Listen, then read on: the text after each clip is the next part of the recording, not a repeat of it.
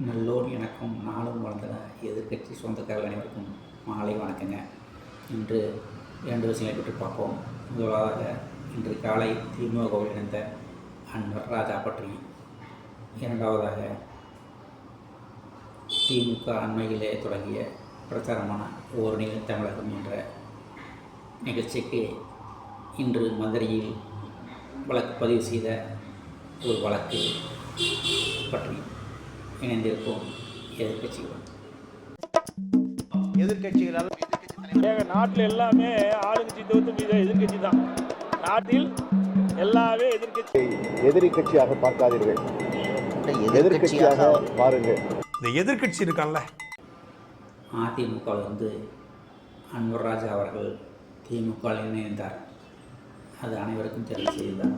இதில் என்னவென்றால், இன்று காலையிலிருந்து திமுக இணைந்த உடனே திமுகவுக்கு மாபெரும் சர்க்கலாக 2 விஷயங்கள் நடந்துள்ளன. அது என்னவென்றால், திமுகவில் தலைவர் ஸ்டாலின் அவர்கள் இணைந்த உடனே திருப்பூர் மாவட்டத்துக்கு நாளை செல்வதாக இருந்தது. திருப்பூர் மாவட்ட இடத்தில் பல நிகழ்ச்சிகள் கலந்து கொண்டு வந்தார். அந்த நிகழ்ச்சியை சந்தோஷமாக செய்தித்துறை அமைச்சர் வெள்ளகூர் சாமிநாதன் உரையாடி கொண்டிருந்த சமயத்திலே இவர் அன்பராஜா அவர்கள் திமுக இணைந்தார். இணைந்தவுடனே அவருக்கு உடல்நிலை சரியில்லாமல் ஏற்பட்டு அப்போலோ மருத்துவமனையில் அனுமதிக்கப்பட்டுள்ளார். இதனால் திருப்பூரில் நடந்த நிகழ்ச்சி அனைத்தும் கடந்த 2-3 நாட்களுக்கு ஓரணியில் தமிழகம் என்ற நிகழ்ச்சி தடை செய்யப்பட்டுள்ளது.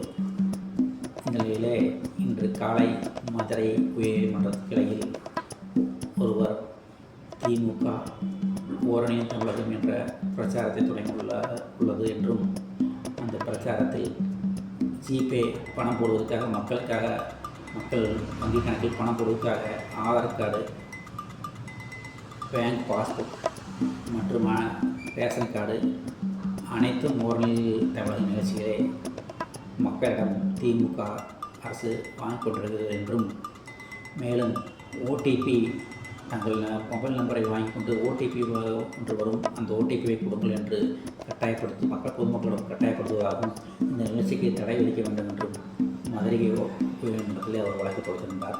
இந்த வழக்கு இன்று மதியம் விசாரணைக்கு வந்தது. அந்த விசாரணைக்கு வரும்போது உயர்நீதிமன்ற நீதிபதி அவர்கள் ஓரணியில் தமிழகம் என்ற நிகழ்ச்சியிலே ஓடிபி வாங்குவதற்கு தடை விதிக்கிறார்.